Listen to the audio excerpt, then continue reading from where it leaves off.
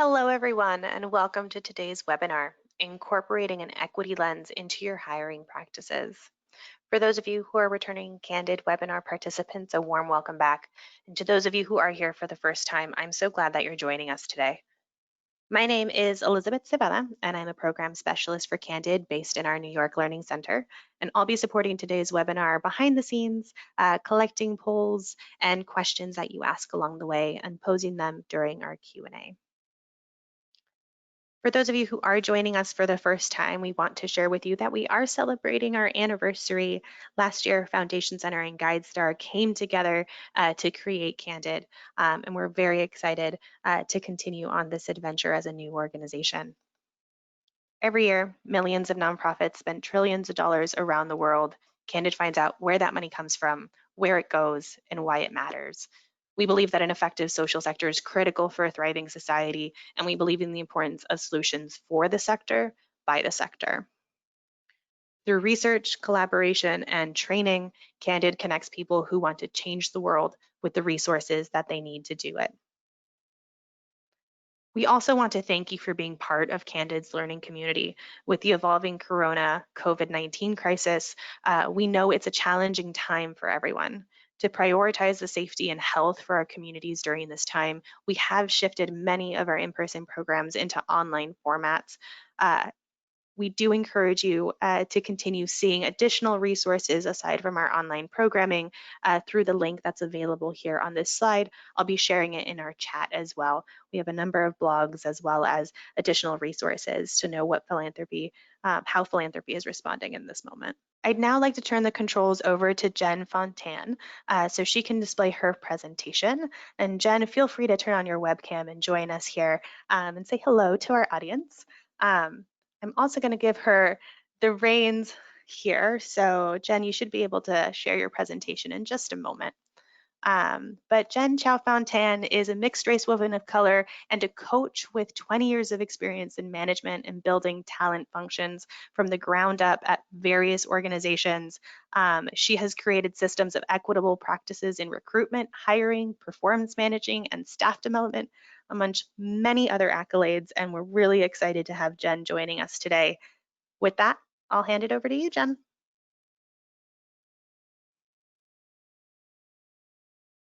Thank you so much, Elizabeth. I'm really grateful to you and Candid for having me here.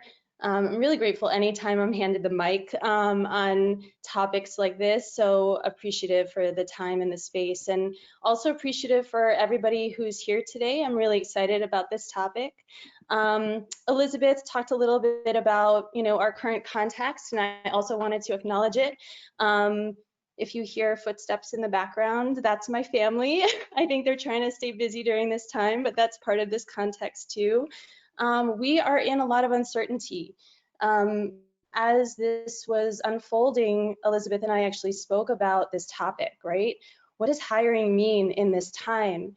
And we decided to move forward, even though we know a lot of organizations have put a pause on hiring or are even thinking about, measures around kind of narrowing their staff, right? We thought that it was important to move forward because of the feedback we heard from you that this topic still really matters. And honestly, equity matters more than ever. A lot of us are seeing how this is playing out, and it puts a really bright light on all the places where our systems are not working for everybody. So this is our opportunity to really make sure that equity stays front of mind, that it becomes, not something that is forgotten when we're in the rush of crisis, but something that we're really still paying attention to. So we wanted to move forward and really kind of house this conversation within this context. So we're asking you to engage, we're asking you to note questions as I go through, and to really be in a space of learning together. What's amazing about this time is that we're all kind of going through it at the same time, and a lot of us are trying to figure it out together, where we don't always have the answers because we don't always know what's happening tomorrow, right? So this is a chance to learn together, and I'm hoping this is also a chance for reset. I've had this conversation with folks too that this could be a time, again, as we're so aware of the inequities in our systems, how do we take a pause, really slow down and make sure that we're not just defaulting to the same ways of doing things, right? Which totally happens when we're stressed and when we're busy. We go to our default. How do we really take the opportunity and the invitation to not do things in the same old way, but to be creative and think about, well, what would it mean to do something that leads to more equity, right? Even in this moment when we are faced with so much ambiguity and so much stress. So I'm hoping that you see that in even this webinar, that I've really tried to embody a new way as I thought about what could I offer to you all today as far as it goes, you know, as we're talking about hiring and equity. So I hope you feel that in this experience. One thing that we are being sure not to kind of dig into are practices around hiring as it pertains to tech. We know a lot of folks out there who are experts in that and are probably offering a lot around that. Same thing for financial strategy.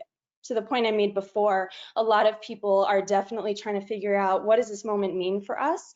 How do we look at budget? How do we understand what we can and can't do with hiring and with staff based on what's unfolding? So we're not going to dig into that. We're really going to think big picture about what does it look like to infuse your hiring practices with more equity. So with that, we're going to get into it. What I really want you all to get out of today is a greater awareness around what comes up that really gets in the way of equity for us, specifically around hiring. So we'll talk about equity blockers. I want to explore the idea of embodying equity, right? A lot of times we do and kind of focus on tactics, and I want to zoom out a little further and think about what embodying, you know, equitable ways of being actually look like. And so in that, hoping to have a different kind of conversation. Connected to that, right, how do you then think about how your employer identity shows up in equity? What does that look like? How is it influencing your hiring philosophy? And then you'll also leave with some tools for hiring process. It's probably starting to come out a little as I talk, but just to be really explicit, my approach to this work has been shaped by all of my years in talent work, serving as an internal talent leader to different nonprofits. As part of that work, I was also responsible for really thinking about what does diversity, equity, and inclusion look like. As a woman of color, I've thought about this my whole life. You know, what does it mean to really embody practices that are going to lead to better outcomes for everybody? And then as I think about culture, think back to my own experiences, think about my work now as a coach supporting other people in their workplaces. How do we begin to disrupt the white dominant operating norms that are so much a part of not just our organizations, right, our broader culture? How do we begin to disrupt that and find new ways of doing things? And then somatics and mindfulness is something that I'm embedding more and more into my practice, which is how are we aware of what's coming up for us in our bodies, right? How do we hold ourselves? How are we mindful and present to what's happening right in front of us? And I think this work comes into play and is so important, not just in a time like this where we are, you know, potentially overwhelmed and stressed and feeling anxious, but, you know, to be honest, this kind of emotion comes up quite often in the workplace, doesn't it? Comes up quite often in talent practices because we want to get it right and because we're nervous that maybe we're not, right? So I think that the mindfulness practice is really helpful, not just for this time, but for all times. So I want to actually do that now. I'm going to ask you to center with me at the beginning of this. I do this often. I centered before this webinar. I could use some more right now. I center before I actually have to do something that feels big, that feels a little nerve-wracking, and it really helps to center, to calm our nervous system, to be present to what's coming up for me. When I clear out the anxiety, what's actually there, right? Sometimes we don't even get to that because the anxiety drives, right? And once we know what it feels like to really be centered, it kind of helps us to see when we're not. And when we're centered, right, that is such a great way to make sure we're always living in our values. If we have said equity is important to us, how do we make sure that we have the right practices to come back to that when we are seeing that we are floating away from it, when stress brings us away from it, or other pressures bring us away from it? How do we center and return to the things that we're saying are so important? So I'm going to lead us in a quick centering exercise. You can stay seated. I'm standing. You can stay seated, or if you're able to and want to, you can also stand for this.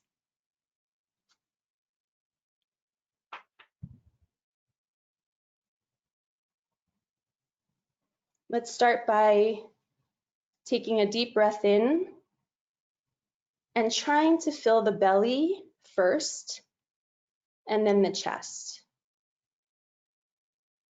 So you should really actually feel your stomach come out a little bit if you're really filling the belly first and then the chest, right? It's not the shallow breath that probably is happening for most of our days without us realizing, but it's a deep breath that really helps to fill our lungs and to bring us to that calm.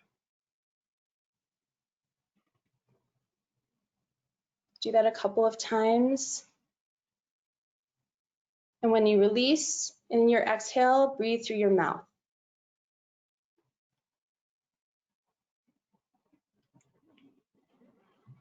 Now let's take one more deep breath in, hold it in your belly and your chest. And when you release with an exhale, I want you to really let it out. Okay, now we're going to go to a couple of different dimensions that, again, sometimes we don't let ourselves feel. So I want to center into our length. So both ground in your feet, which you can also do if you're sitting, ground in your feet, ground in your seat if you're sitting, and notice the sensations. Feel the floor, or feel the chair below you.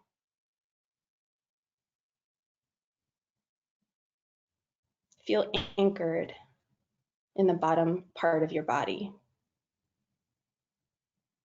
And simultaneously start lengthening at the top, like someone is pulling a string connected to your head. Not so tightly that you feel tensed, but just a little bit straighter up.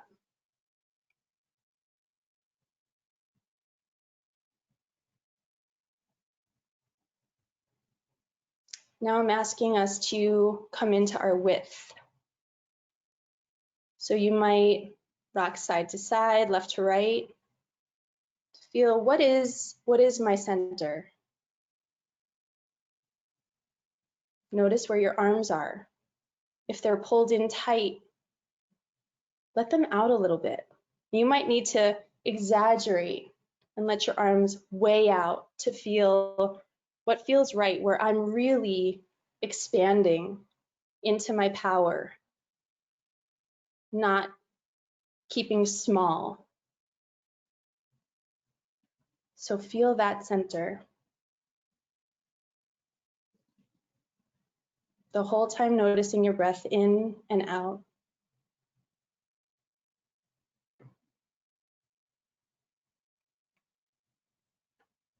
And finally, our depth.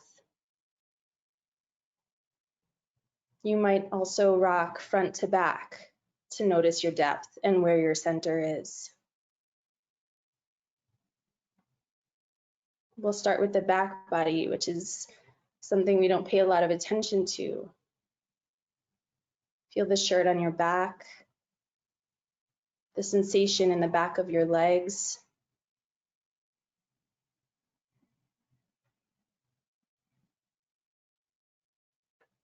Feel your ancestors behind you, the people who love you behind you, your community behind you, holding you.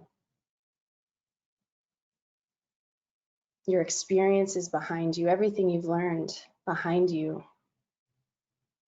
All of that holds us up. And then on your front body, maybe put your left hand on your heart, your right hand right below the belly button. Feel your heartbeat. Feel your energy. Feel hope for what's ahead, even with the questions, even with the ambiguity.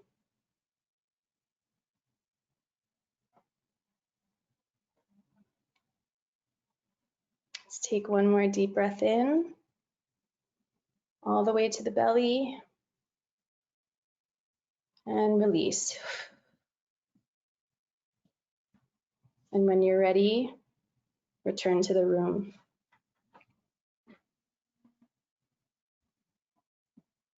So that was an abbreviated centering, but I'm hoping you were able to notice how you felt while doing that.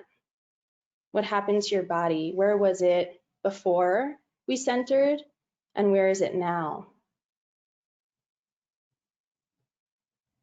Like I said before, this is, I believe, such an important practice, especially when we're starting to move really fast.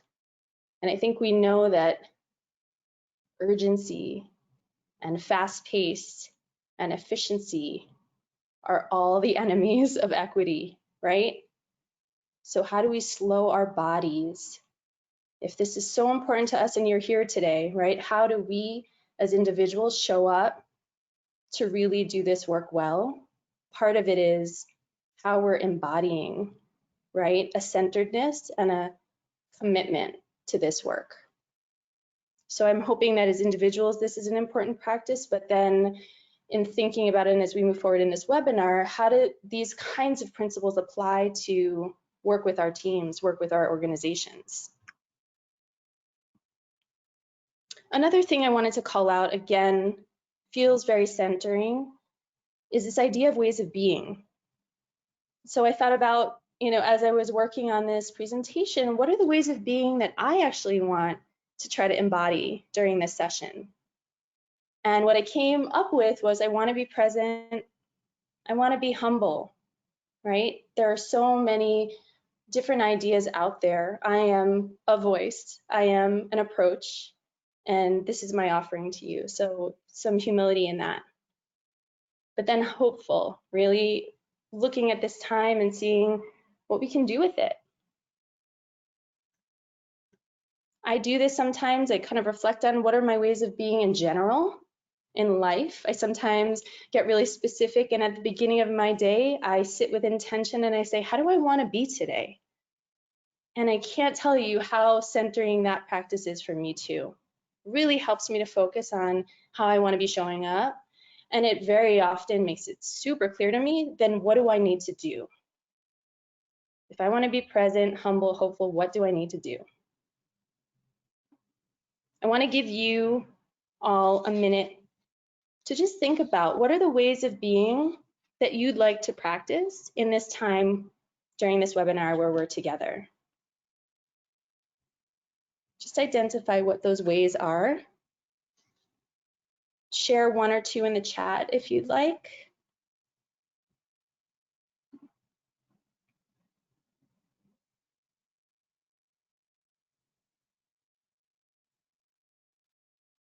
And really hold those and maybe even write them down so that you can return to them as we move through this process together today. And just sharing some of those comments here, Jen, that have come in. Nathan is sharing he wants to be present, curious, open. Andrea is also saying present. Catalina sharing focused. Rome wants to be open, have an open heart and an open mind. And Dottie also definitely brings in that open sentiment. Anna is encouraged, curious, and open as well. Beautiful. Thank you all for sharing that. So to kind of move into talking about equity blockers, I've done so much hiring in my day as a talent leader supporting hiring managers. I've also done so much of that kind of support work to people as a coach in really helping them think about what should my hiring process be. And usually what happens in these conversations is like, what can I do? What can I do differently, right, in hiring to make sure that I'm getting better and more equitable outcomes? And we tend to think about individual actions. When I think about equity, I think about systems, right? We know that we're actually not going to topple racism if we continue to connect with what individually we can do only. That's it. That's a big part of it, right? But we're not going to actually make true, everlasting, big time change if we are not paying attention to the systems. And so that's what I want us to do today, is to really think about what we could do to really impact that level to create the change we want to see. That is the place where we can actually find more power. And maybe it's also that this feels like an untapped place for a lot of us, again, because we tend to go to the individual actions place. And just to kind of support, right, what are those levels of, I'm kind of talking about racism right now, just to kind of center us on one type of equity. But there are clearly those individual level ones, right? The personal, what are my beliefs? What are my biases? What is interpersonal? How am I interacting with others? What thoughts do I have about others? What understandings do I have about how to engage with other people, right? And then this piece around institutional structural is really, how are we looking at our own systems as organizations and understanding how the different pieces come together to create an outcome that is either equitable or not? How are we looking at our processes, right? And that's the place, again, that I really want to stay today. I thought first that I would share, here are the just common ones, the common equity blockers that I've seen come up over and over in hiring. The biggest one, in bold, is clearly what I'm trying to communicate over and over, which is that we fail to look at the bigger picture, right? We don't always look at, well, how do we do hiring in general? We kind of get focused on, well, this is the seat that I need to fill now. It has to happen ASAP. And hopefully I can find, you know, a person of color to fill it. This is what I hear over and over, right? And in some ways that makes sense, right? I'm working with individuals who perhaps are not responsible for the system, but I think that that's something that needs to shift too, where we all feel responsible for the system, not only if we are the person in the role that has created it, right? But that as individuals, as part of the system, it's on us to kind of look bigger picture, see where things connect, look at data, understand the patterns of, yeah, why are we having diverse pools at the beginning that then get whiter and whiter as we go through, right? How do we engage in that conversation and take responsibility for digging in on that? I've also seen a lot of sort of like lack of clarity around employer identity or ways of being. And what that means is when you have different people doing hiring in your organization, you're clear, and there isn't a system that binds it, right? It's very common to have one person doing hiring in their way, another person doing hiring in their way. And just one example, in one organization I worked with, I know we were very focused on how do we make sure that we're really transparent in the process, right? And that didn't just mean, hey, we're going to give it to you straight and tell you what this job is all about and what the culture is and what you're walking into, but it also meant we're going to really tell you what we're looking for.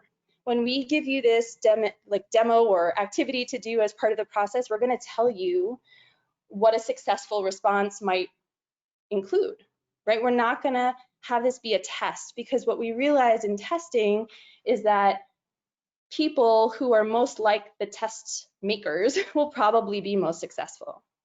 right? Because you're thinking the same, you might have the same language, you've had the same experiences. And if we really want to create equitable process, then that means we have to really make sure to be explicit in what we're meaning so that anybody can understand what we're looking for, what the expectations are. So that might be one way of working, where another hiring manager is quick to say, oh, this person didn't get it and didn't give me what I was looking for in the activity, done, right? Those are two very different ways of being, where the first is really like, how can I set every candidate up for success? And the second is, this is what I wrote down. You couldn't respond the way that I wanted, and so we're going to have to filter you out. Right? So having a clear employer identity, if equity is important to you, then what does that look like in your process, and really having that be consistent across all of your hiring. Sometimes there's rigidity in the larger system that feels kind of hard to break through. And what I'm thinking of there is, I sometimes hear from clients that, I have to write the job description in a very particular way, right? That takes me out of what I wanted to say was most important, right? Because we have to write it in this template, in this style, right? Not realizing how that's then impacting who's being attracted, who understands your job description as something that they would want to do, right? Sometimes the larger system just isn't creating enough space and capacity for this work, right? Sometimes we say this is important, but then we don't actually create the right time for people to do it well. I've seen politics and cultural, organizational culture pressure to hire a certain way. And what this has looked like in a lot of organizations I've been at is the ED's friend's son wants this job, right? So kind of have to give it to them, is what I've heard quite often, and that's an equity blocker, right? It's you're getting opportunities based on who you know in the organization. Another one is just unclear expectations for the role, right? So when this occurs, especially when you're having multiple people weigh into the hiring process, you have a hiring committee. Some people might define the role one way, others a different way, and that really makes it hard to consistently assess your candidates because you're all using different criteria. So that's a really important place to get clear, obviously. As I've mentioned, right, anxiety comes up, sense of urgency. Nobody likes a vacancy, of course. In this time, right, where we are having to probably do with less, this could absolutely come up. So how do we make sure that our sense of urgency isn't bringing us away again from this desire to really make sure that we're giving an opportunity for many candidates to succeed, not just the ones who usually succeed? Sometimes there's no process, right? Which is absolutely an equity blocker. Or there's a flawed process that assumes or intentionally or unintentionally searches for sameness, meaning, I guess I sort of alluded to it before, if you have directions written in a particular way and you're not thinking about your language and how clear it is, you're not thinking about how much time are we giving people, right? Are you assuming that people can drop everything and get you an activity within 48 hours? What if people are currently working in jobs that don't allow for that, or have family responsibilities, or have other responsibilities that make it really hard for that quick turnaround? Who is going to get sort of preferenced if you create your process in that way that assumes, well, if we can do it, then they can do it, right? Again, who's building the process? Whoever's building it and potentially not thinking about the different needs might be building it for other people like them. And then, of course, right, this is what we all know, is that absolutely biases and beliefs can come in at the decision-making level, at the hiring committee level, that help to block equity. We're going to do a quick poll now. I'm curious to hear what, if any of these have resonated. Do these come up for you in your organization? We've offered a few different choices here. And then if it's something else that isn't on this list, on the sort of 4 that are offered, then please say more in the chat. We'd love to hear what's coming up for you and your organizations.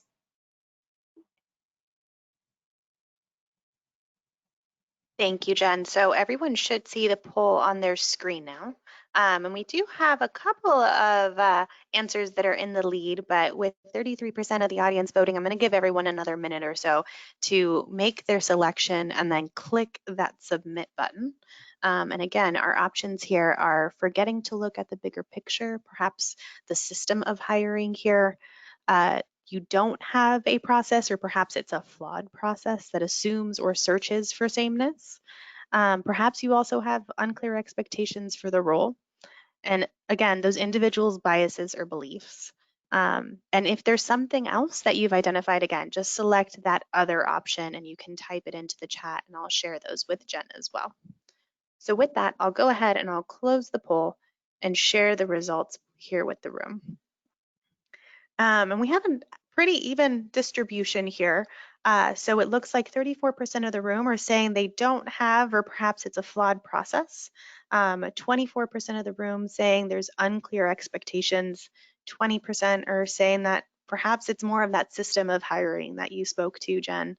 And again, individual biases coming in at 14%. I'll have you comment on those while I see what folks are sharing in the chat.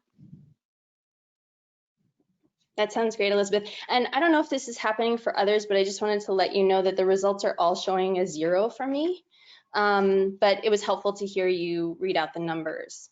I am not surprised, right, that the no or flawed process has really come up on top. I think that that's, you know, one of the most common that I see. Again, I think in the race to do this work and to hire and to make sure that our organizations are at full capacity, in many cases, it's the situation where folks are kind of like doing their best, but everyone's kind of moving along in the best way possible as individuals and not really kind of connecting to a process that's working consistently across the organization. I think obviously no process and flawed process are 2 different things. So if you have a process, but it's really about tweaking, that kind of at least gives you a place to start, right? Where are you actually seeing a drop off in candidates of color or any other sort of marginalized identity that you might be interested in adding to your staff? Where are they dropping off? That might be a good place to look, right? And to figure out, well, how do we tweak that process if folks are dropping off after first round? What's happening there, right? You might also, if you have no process, I think what we're going to be doing next hopefully will help you with a starting point. And I think that's also very common, that there isn't a process that is currently built, but this sort of big picture thinking hopefully can really help you derive a process from it. By really thinking about what's most important in equity, it can help to lead to, all right, now we know what to do and what the strategy should be. Absolutely. And then just sharing some of the ones that we've had shared here in the chat. Definitely folks chiming in with the urgency or the anxiety of trying to move quickly is definitely a common theme that's come out here. Another one that I wanted to call out that was submitted by Suzanne. Currently she's in Iowa, but I'm sure this is valid in other places. Just your immediate surroundings are not as diverse. So being able to hire diverse candidates feels limiting. There's also the fact that all of these feel like blockers. So perhaps adding a selection here of all of the above might be something there. And then Valerie calling out something a bit more specific here, just expectations for hiring someone with a particular degree for a position, as opposed to, you know, perhaps years of experience in the field. And then a lot of folks just, you know, sharing that it's just overwhelming and a lot of folks just falling into routine of how hiring has been done before. Yeah, yes, all of those resonate. Just a couple quick comments on the immediate surroundings. This could be a really interesting time in your organization to ask yourselves, are there opportunities to actually hire people across the country now that we are practicing so much remote work? How do you let go of the requirement that the person has to be there in your immediate surroundings? So that's one push to really think about where can we maybe open up a little bit more and see where we can get candidates who are not just right in our vicinity.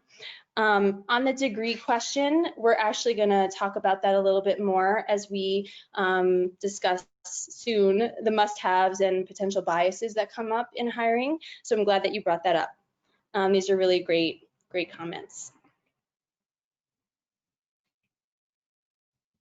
Okay. So as I mentioned, I really wanted to think about how do we do this in a new way, right? If we keep doing the same things, we're going to get the same outcomes.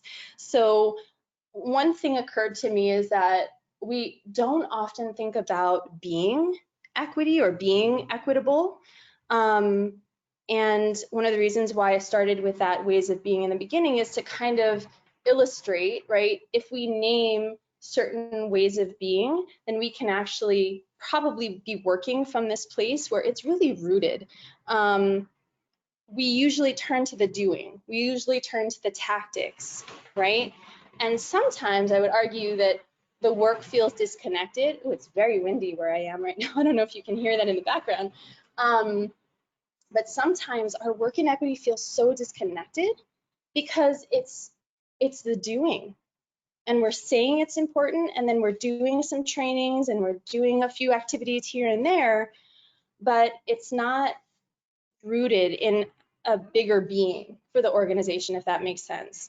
I've heard clients talk about this feeling of, it feels like we're checking a box, right? When you're doing equity work and it feels like you're checking a box, it probably is because you're not really thinking about how you're embodying as an organization what equity looks like.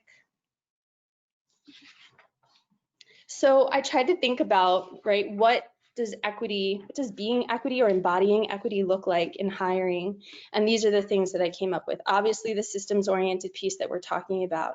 How do you continually have a lens that is bigger and broader than just this one particular search or this one particular candidate, right? How do you continue to look for patterns and see the bigger picture and then work to address what you're seeing in the bigger picture?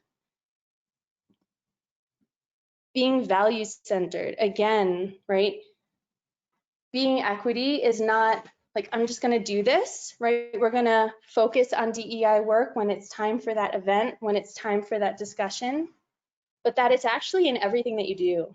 And I've heard people talk about that, right? That it needs to be woven in. It can't feel like a side project. It can't feel like this side thing that we do programmatically as an organization. It really has to be embedded. So how are you always connecting to that value and seeing where there are opportunities to be bringing equity into your practices? It's fair, obviously, right? Setting up everybody for success, being clear about expectations, having those really direct conversations. It's intentional, slowing down, right? The most resistance I've had from folks who are trying to do this work is, I don't have time. We have to do this quickly. We have to do what's efficient. And then I say, well, then you're probably not going to get to an equitable place, right? It's going to require us to do things differently. And the slowing down helps us because I don't think we know what that looks like in all cases, right? So if you can slow down and really think more intentionally about what you're doing, how you're leading your search process, how you're interacting with your candidates, how you're making decisions, have you even been clear about how the decision is going to be made, right? All of those are going to take time. And so that commitment has to be there. An awareness, right? Doing equity work, being equitable is also really having that sensitivity to who's in power right now, who has power, who might feel marginalized, who might not feel like they can speak up, right? If a candidate doesn't understand your instructions for the activity, who feels empowered to say, that's not clear to me, right? The people who have potentially not felt like they could, voice concerns, voice questions, are probably not going to do it here, especially in the context of hiring where many folks are going to feel like they're being tested, right? So to really be aware of who's in power and who might feel marginalized in your process. The self-awareness piece is huge. What are the biases that you hold as individuals in the work, collectively as an organization? I think there's a lot around kindness, right? And I think kindness in hiring could be huge and game shifting. Most of the time, hiring feels like you come here, you prove to me why you should be here. In most of the places I've been and seen, right? There isn't a, wow, you're interested in us? That's great. Let's talk, right? We want to learn about you and let us really show you what we're about, right? That some kindness and caring about people in this process could be something that brings equity, that really helps people to show up in the best way possible because they feel like, oh, this is not threatening me, right? I feel safe here. Evidence is huge. I've seen a lot of hiring processes go off the rails when people start to say, oh, I noticed that the candidate said this in the interview, and so therefore I think that what they really meant was this, right? And kind of filling in the blanks and making up potentially a narrative about a candidate. It's very, very possible, and I think it's human nature for us to kind of try to fill out that picture if we don't have the information. And your challenge is going to be stay connected to evidence. What did they show you? What did they tell you? And write that down in your note taking to make sure that you're not kind of blurring what it is that you heard, that you're not, having conversations with your team and filling in those blanks to get to a different reality for that person. Let them show you really who they are. And listen, if there isn't always clarity and you are missing some blanks, then that should be a question that you ask the candidate in the next round, right? Some things are still unclear to us, or can you fill in these blanks? You let them do it, and then you base your assessment on the evidence that they're giving you. And this is part of that. It's connected to that. How trusting can you be, right? Trusting in others that they will be honest, that they will be realistic. And what I was thinking of when I said realistic is I'm thinking back to a hiring manager who always struggled with candidates who lived far away. Like, oh, I'm worried that they're not going to get to work on time, or I'm worried that they're going to get exhausted by their commute in month 2. And I had to keep saying, like, let them be honest about that and what that commute is going to be for them. We should not be deciding that it's too much for them, right? Could we say, hey, we have a concern. What do you think about this? Absolutely. But let them have a chance to answer it. Don't just deny a candidate because you're making these assumptions about what will and won't work for them. So really trusting people to show up as adults in this process, I think, is also a way of really being equitable. So, like I said, that's sort of what when I thought about what being equitable looks like, those are the sort of ways of being that I've seen really work for folks in hiring. I'm curious about what either resonated for you or any other ideas that came up for you as far as what does it look like when you embody equity? What does it sound like? How do you feel? How do you make others feel? And if you feel called to share anything in the chat, please do so.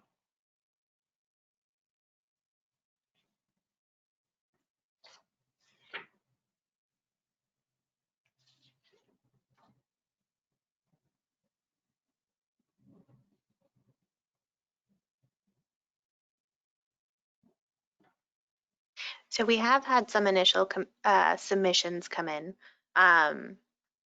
And I think just as you go through the presentation, Jen, if you could point out just different ways that we should be talking about equity in general, especially as we look towards conversations around gender inclusiveness as well as ableism. That's definitely something that has been coming up for folks throughout the conversation. Krista is also sharing, taking the time to be intentional about hiring is something that was brought up for her during this conversation. And then, folks who are trying to enter an industry that's traditionally dominated by, cisgender white males, coming in and kind of breaking that intentional system that's been built there. Um, Angela sharing, the kindness aspect really resonated for her. And Daniela is also mentioning, being mindful not to practice tokenism when hiring underrepresented people within your organization as well. There's plenty more submissions that have come in, but I'll leave it there for now. Great, thank you all. I appreciate those offerings, and I think when we talk next about, okay, now that we're really thinking about these ways of being, then how do you apply it, right? Like where's the application? I will absolutely have some examples that talk about gender ableism. So thank you for raising that, because this is definitely bigger than just thinking about race, and want to make sure that that comes into the conversation. Okay, this is a very text heavy slide. But what I wanted to offer was, okay, let's say we want to focus on this way of being. And I picked systems oriented because that's my thing today, obviously. But you could take any way of being and then really think about, so what is the action that helps us to model that way of being? If we are trying to be kind, then what are the actions that we take in hiring, right? How we shepherd a candidate through the process might look very different than we're doing today if we want to be kind, right? How do we check in with people? How much time are we giving them to be in the process? Kind also means don't make them go through 9 rounds, right? Don't make them be in this process for 6 months, right? To really respect their time. So it's a practice that we're going to kind of go through with this one, but the idea is you could take any way of being, and you should take those ways of being that are really speaking to you and your organization, and then go through and say, okay, to be this, to be kind, to be transparent, to be fair, what is that going to look like in action? So what I've done is, really pull this out to think about ways of being, because they will extend, I think, to many practices. It's a way of pulling out and thinking bigger so that we can then get specific versus just jumping. I think we tend to jump to the specifics, right? Like, how do we write the job description? What does the activity look like, right? We don't think, well, what's the bigger way of being that's tying all of this together? So that's what I'm trying to move us through, and that I hope you can also take back with you to your organization. So if we think about being systems oriented, just here are some examples of actions, and I may not go through all of them, but just to kind of call out some ideas. Oops, sorry. So one is, again, within the process, right, to think about start to finish, what is this looking like and how might it better set folks up for success? So part of that might be, how are different functions in the organization actually contributing to successful hiring? I think it's a mistake when we think that it's just a singular activity that a hiring manager is doing, right? I might think about, what does executive leadership do? And not just executive leadership, but I would say especially executive leadership do to really talk about the organization, to make clear the identity of like the organization as an employer, right? Like you really want to differentiate your organization so that people know, what am I signing up for? If it's easy to look at 10 different job descriptions and say like, oh, I'm getting a similar feel from all of these, then that means, there is a lack of clarity around who are you as an organization. The mission is one thing, but I think, as we all know, culture is so important. Our processes make up culture, right? We will have a culture whether we're intentional about it or not. What is the one that we want? And what is the one that we want to tell people about? And then once we're clear on what that culture is and who we're trying to be in the world, how does executive leadership talk about it and model it and be out there, right? Showing that. How is comms helping, us to really have a presence? I think that often we, again, like, oh my gosh, we have a need to hire, and we jump right to it. And we don't think about, this is a long game, right? How do we make sure that people out there know who we are as an organization and what it means to do work with us, right? To be thinking bigger like that and longer term. What is HR doing to support, right? What are the things that are systematized? What are the things that a hiring manager can do to kind of tweak based on what the needs are of the team and based on what the role is, right? All of that matters. How IT and finance play into this, right? I often will hear about the connection in these systems when something has gone wrong or when it's time to onboard. But often we don't think about, well, how does all of this function together? When we build a budget led by finance, potentially, how are we thinking about hiring within that, right? Often I saw inequity play out because of that disconnect. A budget was made, people got told, you either have room or not, right? And there wasn't enough space and time to really think about, what are the critical roles for the organization this year, right? Again, the intentionality and the slowing down around what's going to help us to succeed as an organization. So really seeing those connectivity pieces and thinking about how those, if there's a lack of, or if it's not working, how that plays into hiring decisions. So again, it is thinking big picture about when things go wrong within a search, what is that connected to? Sometimes it's just how the search is going, but sometimes it could be connected to a bigger system within your organization, some disconnection there. Another piece, again, about being systems oriented, I think really being explicit about the role, thinking about not using jargon, thinking about truly what are the expectations, what are the must-haves that we have, and then what can be trained, right? I was at TMC for a short amount of time. We always talked about must-haves and nice-to-haves, and I kind of shifted the nice-to-have to can be trained, because I think that when we have a list of nice-to-haves, we're still looking for those things. And what really helps to think about is both, what do we have to have coming in the door that really needs to, be a set of skills coming with the candidate, and then where do we say, you know what, we have time, we have expertise, we can actually train this. And the truth is, like, who doesn't learn on the job, right? We all do.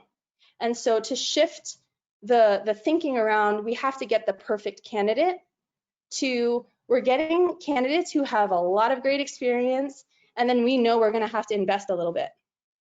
I think that's a healthier way and will lead to more equity in hiring, because looking for the perfect, nice package tied up with a bow, again, probably looks like what you already have there. That's what it's going to look like to the people in decision-making seats, right? Oh, I recognize this. It looks like something I did. You're talking like I do. You make me feel comfortable and confident, and you don't want to hire that way, right? I think that's why we're in the position we are now, where like hires like. So this is really about expanding that thinking and not assuming you're going to find perfect, because actually that very rarely exists. But to really think about what are must-haves, and then where can we train and support people to grow within this role. And critically, then, to make sure that your hiring team is all on the same page, and to have a conversation about, these are the expectations, this is what it looks like, this is what we have to have, and here are the places where we are willing to grow the person, right? To make sure that everybody is assessing the candidates with that set of criteria. And within that, to also have a conversation about bias. So I just wanted to quickly show you a couple of resources. You will get these, and I think you can access them here too. But this first one is around really outlining your skills. What are the skills that you need to have in this role? Might look like the must-haves, right? So in this sample, I'm just thinking of a director of talent because that's my world.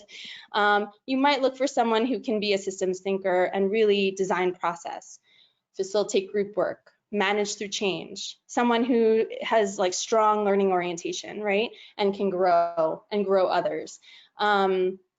And you probably need somebody who has had some management experience, especially if you're expecting them to build opportunities for other managers to learn.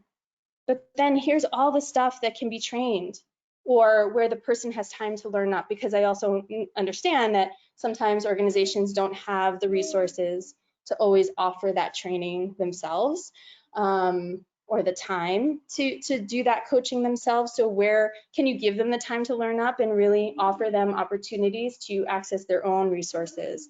I see often people getting filtered out because, oh, you never worked in this sector, or you don't understand our organizational context because you were working, you know, in advocacy and this is a direct service organization, right? We're looking for people to have the exact same experience, but I think that can absolutely be learned, especially if you have someone who is willing and ready and open to learning it, right?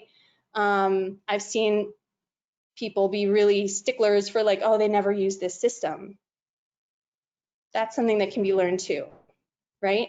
So to really think about where are we okay with the time that it takes for that person to learn certain things. And the third column is around, these are the things that should not be determining factors. They should not totally, you know, X people out of this process. And they also could be potential biases, right? So what education did you say was always important before that now you're like, it's actually not, right? And really a huge equity blocker to assume that you have to have somebody with a master's in XYZ if it's really something, again, a certain skill set that can be learned. We often use education and certain experiences as proxy for skill instead of actually testing for the skill. So be careful about that. Where are you saying education matters? Because in your mind, you're thinking, oh, if they went to that school, then they know how to do this, right? Or even, where's this person worked before? Who do they know? Who's recommending them or vouching for them? All of these things wind up supporting people who have had more access, who have had more privilege, who have had more opportunities given to them. So be really careful about that. So this is a place where you can kind of list out what are our must-haves, what are the skills that really have to come in the door with this person in this role, and then where can we train up to really differentiate those, and then to call out what are the things that really shouldn't matter here. So you can use this kind of as a worksheet as you do your own hiring. And then the second one is around calling out biases. And I tend to actually lead a conversation around this when the hiring committee is ready to kick off and do some of their first interviews. We actually have a conversation around, like, what are the things we're noticing that have come up as biases just for our organization, right? And the idea is naming these and helps you all to call them out and interrupt them. Like if you see that the bias is existing, then it could very well influence the decision. So how do you get in there before it influences the decision to say, hey, I thought we said that that wasn't so important, or hey, I think you're making an assumption about this candidate. Let's ask a question if we have it, right? So what are the biases that come up for us in hiring as an organization? Ones that we think might come up particular to this role, which I think is important because different roles will bring up different biases just based on the nature of the role. I think it's great if you have people in the hiring committee not just talk about the collective, but also really hone in on what's going to come up for me, what's going to really bug me that I know shouldn't be and shouldn't be a deal breaker, right? And then you can't stop there. You have to have a conversation about, so what are we going to say to each other when we notice that it's coming up? How are we holding ourselves accountable for not having those biases play into our decisions, right? And so I've had situations where clients will literally just like say, hey, can we all agree to just say this, right?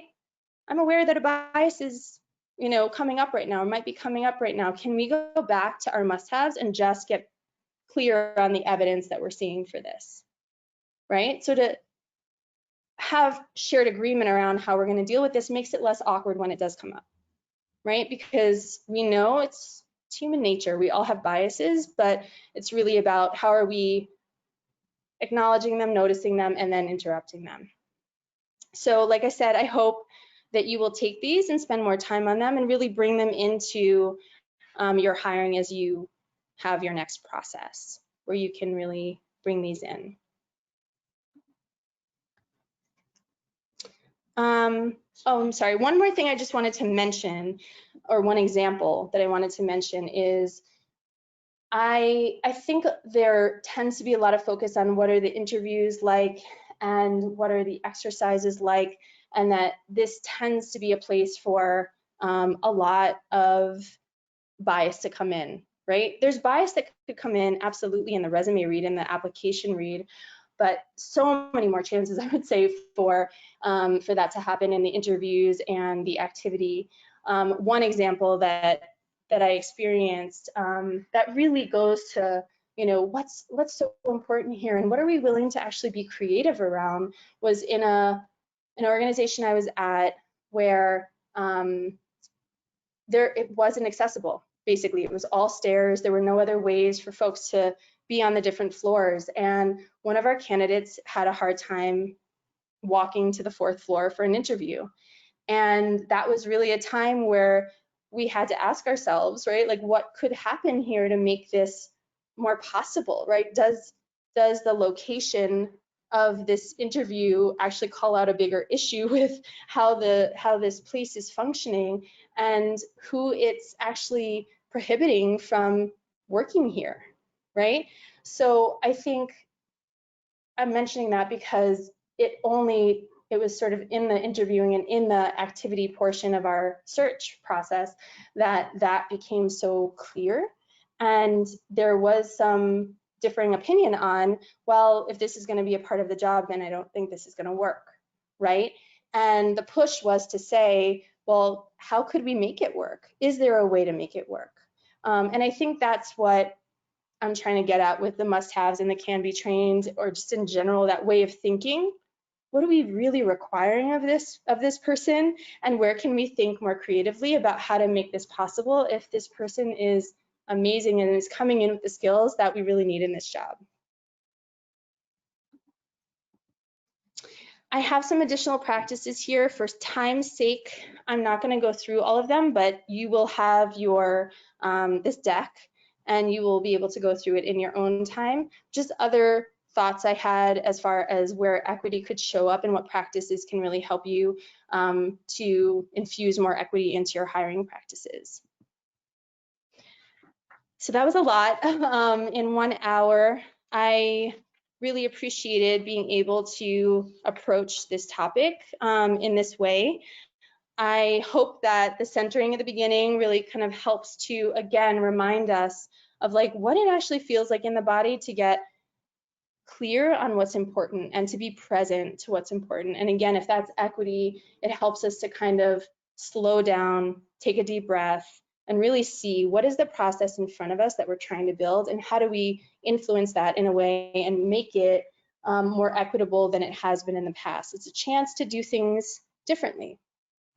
We talked about ways of being, which also help us to be grounded and obviously flows so much into, okay, if these are our ways of being, then what are we building, right? So I'm hoping that those 2 early practices can really influence the slowing down and the clarification of how you want to be behaving and what you want to be building as a team, as an organization, that help you to hire with more equity. I think that's it for me. Thank you so much for your time and attention. I'm excited to hear what questions you have. Absolutely. Oops, sorry. No, you're good. I've included my contact information if anybody would like to follow up with any other questions outside of today, but I know we will now move to Elizabeth and questions.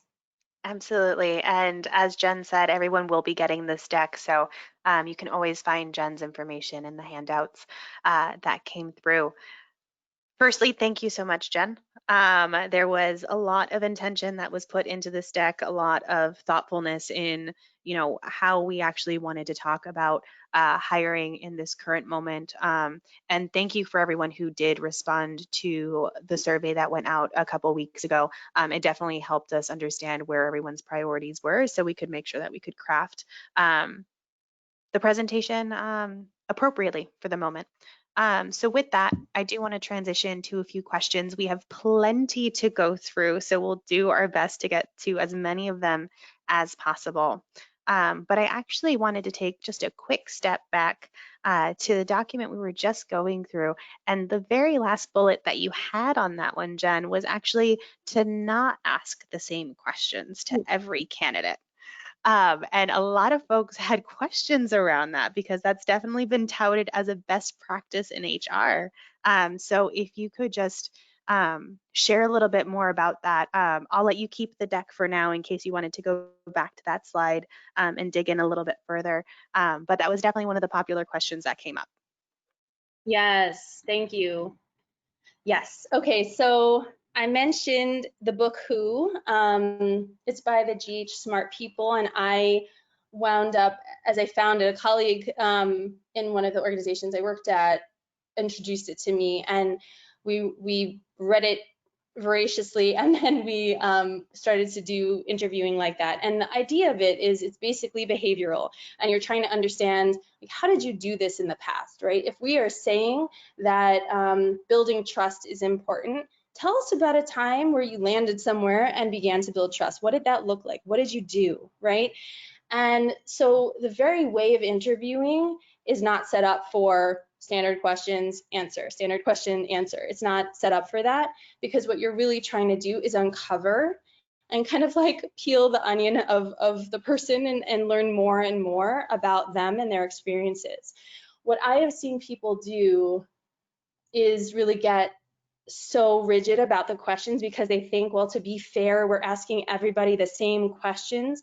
But I think the danger is, what if somebody doesn't understand the question, right? And you're like, well, we're waiting for an answer, right? Or same thing as what I described before with the activity. If the activity is written such a way that like some people might not understand or hear the directions the same way as others would, then what kind of outcome will you get, right? And so that's what I worry about a rigid set of questions, is that you are not, you're kind of assuming that everyone's gonna have the same understanding, have the same language and vocabulary. That's gonna really, again, help you select people who sound like, think like the people who are building the process, right? So the idea of asking questions, but then being able to ask follow-ups and like, hey, tell us more about that. What do you mean? Is really, I think, a way to set people up best for success, because you're not asking the first question and then saying, oh, I don't think they understood that, and I really don't understand their answer, but we'll move on. You're actually saying, well, tell me more about that, and what do you mean by that? And oh, actually, what we meant to say was this. Right? It allows for more of a conversation. And again, if you really want to set people up for success, I think that's the way to do it, not by the rigid question, answer, which tends to also feel to people like, oh, I'm being tested right now. So that's what that means. Thank you for that, Jen. I really appreciate you just kind of taking us back and running through that again. There are a number of folks on the line who are actually curious about their board, and they're wondering which of these principles could actually be shifted towards board recruitment as well. That's a good question. I think the exercise of, in the same way that we talked about what is your identity as an organization, there's probably a connected conversation about what is your identity as a board and what are the ways of being that you're actually expecting from the board. When I hear about board management, I usually hear about, yeah, what are the expectations getting set up, but it's more around like, what are the board goals and what's the give get, and how many meetings, and again, very tactical, and what are the things that we're expecting them to do. It's sort of a focus on the doing. How do you want them to be? How do you want them to be in supporting your organization, working with usually it's senior leaders, right? How are you expecting them to be with those you serve? Is there a connection there? I would actually think that having that same kind of big picture conversation with the board, and like, what are the ways of being that are really critical to us as a board in the context of our work with this organization, could really then help to understand, well, now here's what we're looking for in board members, right? Like, the ways of being might actually help you to identify what are the must-haves as you do that recruitment, if that makes sense. Thank you for taking a stab at that one, Jen. The next question that I have for you here is, for folks that have had difficulty actually getting a diverse pool of candidates, do you have any recommendations on perhaps how or where they should be putting up their job postings? Are there places that would allow for a more diverse candidate pool? Yeah, so I actually think I try to stay away from conversations about postings, and I think it's indicative, right, of sort of like, in the moment, of course, you have to post, you have to get the word out there. I've heard people tell me over and over, because I haven't led hiring personally for quite some time, but as I support other people who do, I've heard a lot of people say, LinkedIn and really building relationship is the most powerful recruitment. And so I've heard people say, you post on your website, you post on Idealist, you post on LinkedIn, and that's it. And then it's really about how else are you getting out there. And so that's the part that I'm always focused on. When we go to posting, again, that's an activity that is really short term, in the moment, we have to get this done. How are you thinking about the longer term? So again, how are you introducing yourself as an employer of choice, like an attractive employer? That doesn't always come through with just like posting, right, and your job description. How are you thinking about it as a longer term strategy? I've seen organizations, and I did this at one of my organizations too, have open houses to say, just come meet us, right? Who wants to come meet us, hear about our organization? They get to feel you as an organization. How are you showing up in a way that, all your ways of being are on display, so that people can say, wow, I want to choose into this, I want to apply when the job is right, right? Because those open houses don't even have to be when you have openings, but can you just offer opportunities for people to learn about you as an organization? I think those are probably the more impactful strategies over time than posting. So I would try to think longer term and bigger picture about, who are you showing up as in the world as an employer? How are you communicating that? What are the opportunities for people to kind of interact with you in this moment where everyone's doing webinars, right? Like, is there something that your organization wants to put out there for people to interact with you, again, as an employer, right? It's a different way of thinking. Usually we think, oh, the people who interact with us are our current staff, candidates, the board, and other supporters. You don't think like, how do we just interact with the broader community so that people know about us and bookmark us, and say, like, the next time I'm looking for a job, I want to see if this organization is ready for me. Thanks, Jen.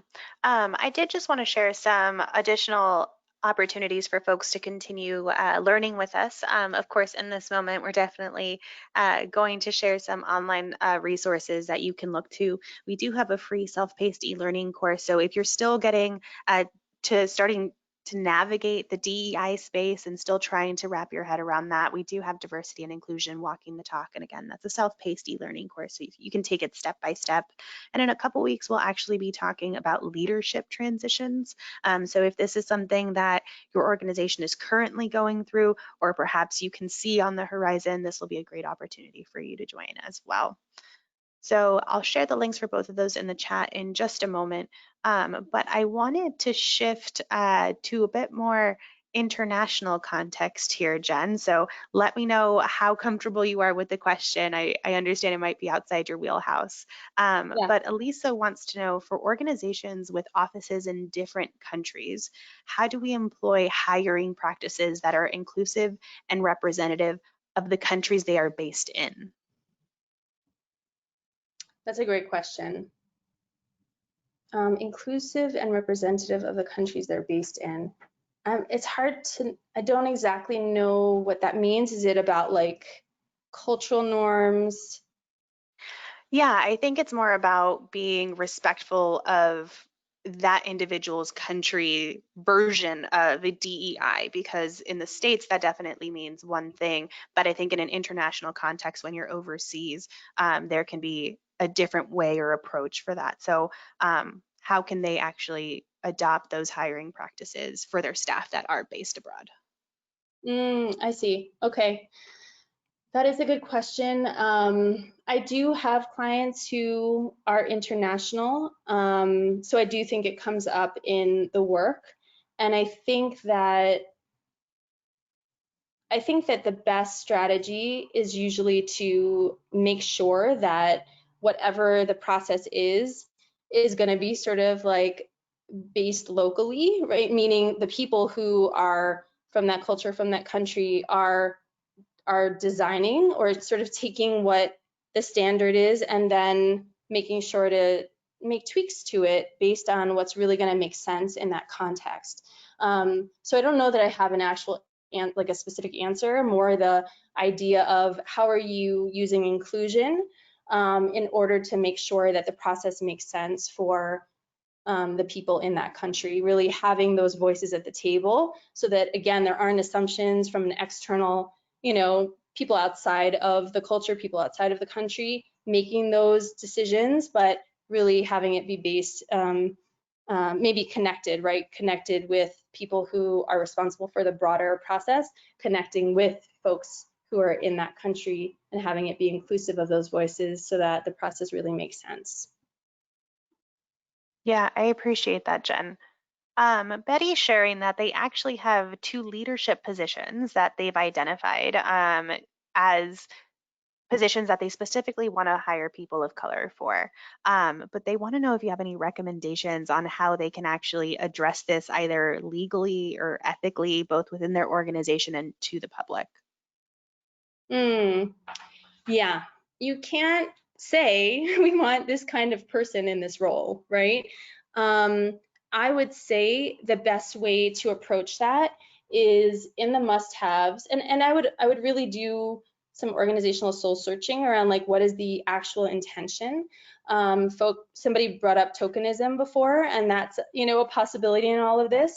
Is it really so that you can say, hey, we have a more diverse staff, or are there actual experiences, lived experiences, understandings that you believe come with a person of color that you're actually looking for this person to have in this role? And if so, then you build that into your must-haves. If you want a certain kind of cultural competency, right, awareness, sort of like facility with language around diversity, equity, inclusion, right, that's what you can name. And then you're probably likely to get, maybe you'll get both, right? Folks of color and non-folks of color who have those skills applying for the job. But I think that's really the safest way legally to do that, is to just name what are the skills and the qualities that you're looking for, and then to assess for those. Thank you for that. And Andrew is sharing that he's actually one of the people who can write job descriptions for his organization. So he wants to know what advice you would have for kind of weaving in that equity work and bringing in that intentionality into it. I do think, that again, starting by clarifying what are the must-haves and what's really important in the role is going to help you to get, I would say, a more focused job description. I think more often than not, our job descriptions are like here's the warehouse of all the things that we might ask you to do. And I think that really getting to a focused set of what's most important and really helping that to illustrate what this job is about probably helps to really make sure that people are understanding like what at the end of the day are the most important skills. I think that looking at your organization, looking at yourselves and where you are in your own internal work might help with like how you do the intro and how you really explain what the organization does and how important it is to you all that you are working in inclusion and equity. And so obviously you have to write what's accurate, but I think there's a way, even if you're at the very early stages of this work internally, there's a way to kind of name that there's a commitment and what you're hoping to be able to do as an organization. And if that isn't there yet, right, that's what the work sounds like, is that internally you need to really understand what does this mean for us? Where should our focus be in equity work internally, so that you can begin to work on it and really like say that to candidates, because I think that is the biggest flag for people, that either you have it or you don't, that is going to help you recruit people who are, you know, coming from more diverse communities, is to be able to show like we're not just saying it's important to us, but we're actually doing the work. So I would say really having that conversation internally so that you can represent it on a job description, right, or in those conversations can be powerful, and again signal to people like, oh, this is a place that I would want to work if this is important to me and it looks like this organization is aware, conscious, and taking action. And then I might also say, sorry, I was just thinking about, oh, even more broadly, right, like the responsibilities and the requirements might come from the must-haves, right? You might, once you clarify the must-haves, you might then be able to say, okay, so here are the responsibilities and then here are the qualifications. I would say sometimes qualifications are also 30 bullets, right? Try to, again, be really specific about what the most important things are, because I think what we know is that a lot of folks of color, women of color, folks who you know, are disabled really might look at those and be like, if I don't have every single one of them, then can I apply to this? I think we hear often, right, that like the white cisgendered male like has no problem saying I've got 50% and so I'm going to raise my hand for it, where other, you know, groups of folks might say like, oh, I've had clients, women of color clients literally say, but I don't have every single one. And I've had to say, yeah, nobody does apply, you know? So I think to be really thoughtful and intentional about what are you putting on the requirements is helpful, because I think a long list kind of makes the candidate feel like, oh, this is going to be pretty impossible, right? People who think that they might not have a chance won't even try, potentially. So that could block a lot of people too. Thank you, Jen. In this new age of hiring, we've seen a lot of organizations use applicant tracking systems for screening purposes. Could you just share on how bias might show up or maybe embedded within those systems, and then perhaps suggestions on how to kind of correct for that? Yeah. I've used a couple systems in my time, and I think that some of them, especially the ones that are like, one time I used one with a team that basically did interviews over this platform where they would leave videos. We would basically leave questions for them to answer, and then they would leave videos for us to watch. I think that's a pretty obvious, you know, potential bias there, like who has access, who feels like they have space at home that is, quote, professional to be in the background, right? I think that we also tended to really like pay a lot of attention to how is this person communicating verbally, where that was the only way that we were really seeing communication, right? So I think that if you use something like that, it's thinking about it as not the only way that you're doing this, but an option maybe for people, so that if that platform doesn't work, that there are other ways that you're able to kind of get them to interact with your hiring process.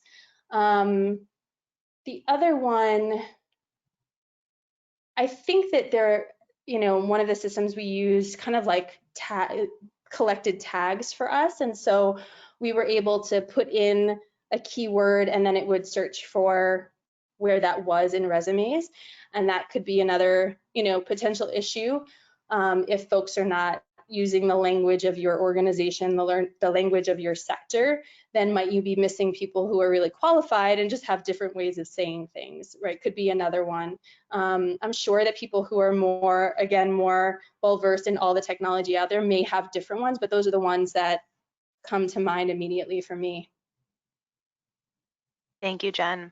And Jay just kind of wanted to dig a little bit further under this sense of urgency to fill vacancies. We are talking about timelines. People do have needs. The work does need to get done. But perhaps is it best to recommend to maybe slow down, create more intention rather than hiring quickly? Because then if we hire quickly, we may have another vacancy we weren't expecting to fill. Could you just kind of speak to timeliness, urgency, and then where does, swiftness and intentionality fit in? Yeah. I've thought a lot about this recently because, sense of urgency is one of the white dominant culture norms. And I actually like the idea of thinking about how to be urgent about your commitment to equity work, right? Which actually then does mean slowing down. I think urgency to fill without that intentionality is going to absolutely create another vacancy for you. Usually when people are urgent and working at a fast clip and not being thoughtful, that hiring tends not to work out. And so you're going to have potentially someone who's a wrong fit, or you're going to hire quickly and then throw them in, right? Which could also be part of the issue. And I know that's maybe more onboarding, but I think it's so connected that you also have to think about that, right? How are you setting up this person for success once they join your team? I think there's data that within the first 6 months, a new hire decides if they're going to stay with you long term or not. 6 months, right? So just underscores the importance of the beginning being really strong. And by the way, the beginning is when they see your post or when they go to your webinar that I suggest, or whatever other way that folks are connecting with your organization. That is their first experience, right? And it begins there. That's their onboarding too. And so what does the recruitment process look like? All candidates are kind of like holding understandings of you as an organization and making sort of like assessments of you as an organization from even that period of time. And so it's really important to be thoughtful about how that process is going to also lead to an offer being accepted, because sometimes I've seen that where the process is messy and then they offer and they're like, aren't you so excited? And the candidate is like, this whole thing made me so nervous, right? About you as an organization because it took long and I couldn't get answers and whatever it is, right? So really thinking about how intentional you are in the process itself is going to potentially lead to not just the right hire, but also someone who stays around.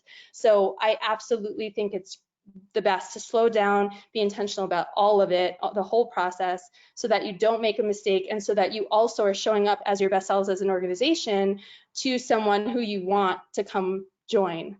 So yeah, I always think it's the better way. Great. Thank you, Jen. With that, thank you once again for your time today, for your thoughtfulness in preparing today's presentation, and for everyone who took time out of their day to join us in this virtual space, asking your questions and participating in all of our activities that Jen put together for us today.